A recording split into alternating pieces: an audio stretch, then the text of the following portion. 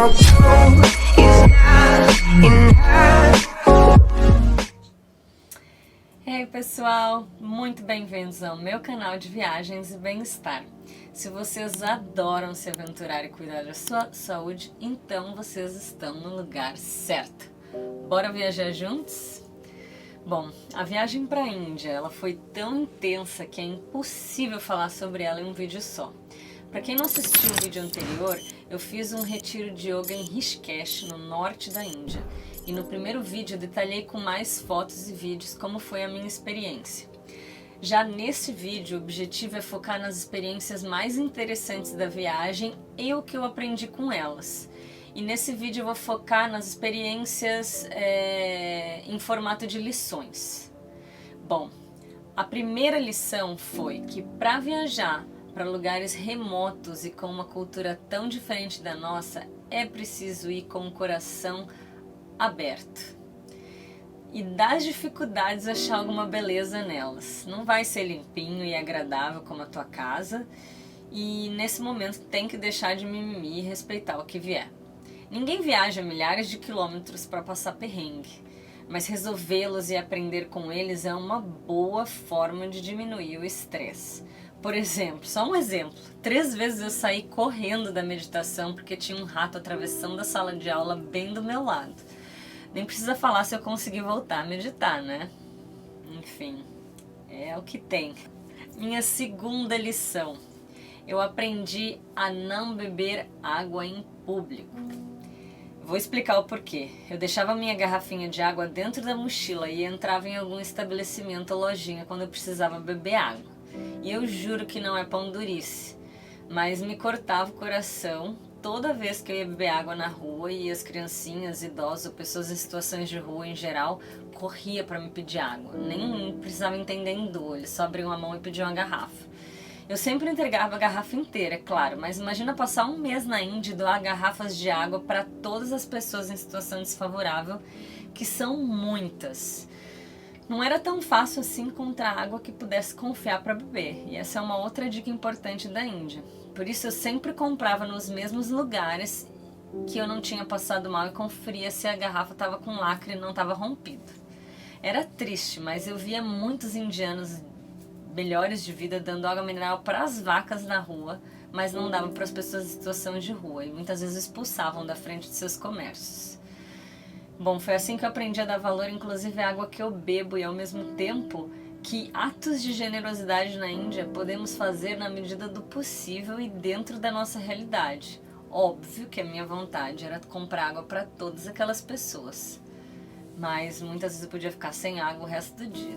A minha terceira lição, ela está diretamente ligada a relacionamentos, e eu vou explicar o porquê. Quando eu fui pra Índia, tinha recém terminado um relacionamento que eu achei que daquela vez ia dar certo. Quem nunca, né?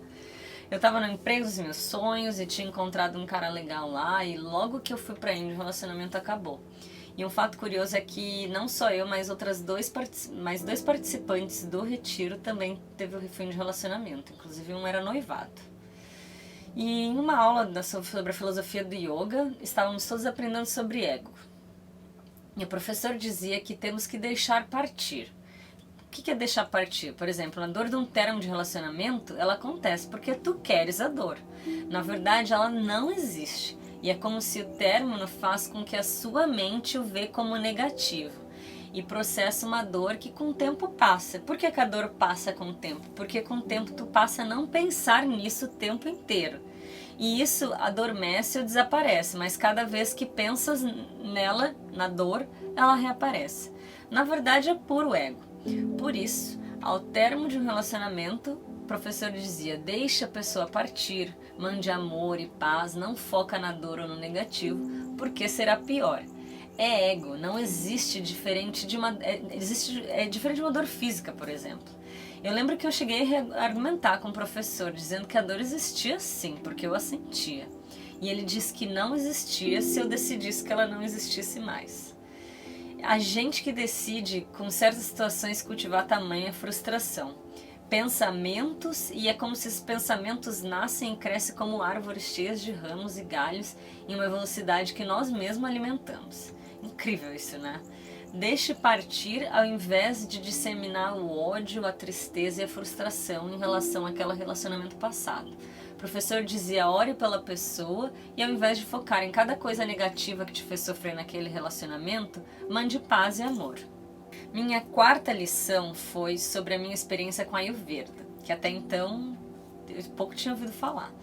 Eu fui num médico Ayurveda, paguei $40 numa consulta e mesmo sem saber muito o que era aquilo, todo mundo do curso foi.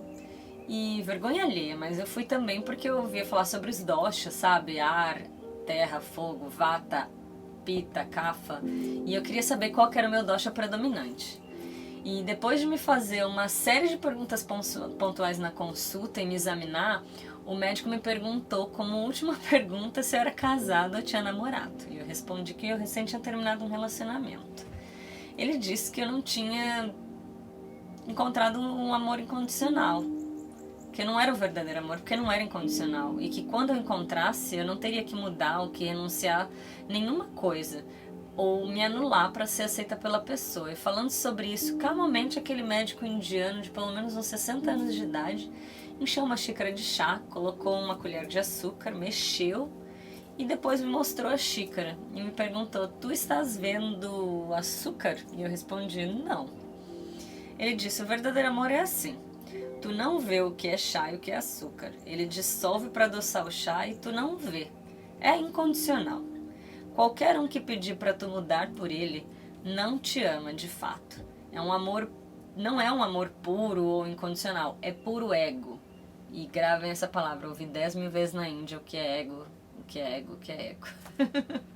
A minha quinta lição, aprendendo com o meu perrengue, mas mais uma vez, reforçando o vídeo passado sobre pesquisar com antecedência e se preparar da melhor forma sobre a vestimenta que o local que tu vás requer. Para não ter como eu sair correndo para comprar uma camiseta comprida para vestir junto com a leggings e não vestir o jeans, ou comprar camisetas mais largas. Principalmente se tu queres visitar os templos nessa viagem. E por fim, mas não menos importante, eu tive tantas experiências nessa viagem legal, como rafting no rio Ganges, por exemplo, que era uma parte que não é poluída, né, em Rishikesh, é tipo a nascente do Ganges. E tive a oportunidade de mergulhar. Uma das paradas do rafting era todo mundo podia entrar na água e mergulhar, e foi muito legal, mas nada se compara ao Festival Internacional de Yoga, que foi na última semana que eu estive em Rishikesh, e foi a primeira oportunidade que eu tive de visitar um ashram, e lá eu aprendi a última e mais incrível lição dessa viagem. No primeiro dia de evento eu cheguei, era uma sessão de satsang ou shanti, onde todos cantavam e dançavam eufórico, recitando o mesmo mantra o tempo todo. Igualzinho o filme Comer, Rezar e Amar, sabe?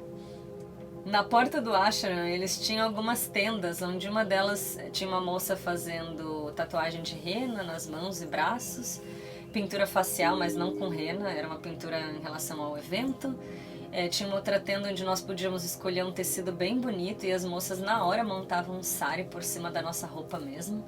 E acredite, na hora de devolvê-las, elas não aceitavam de volta porque diziam que era um presente, de graça mesmo.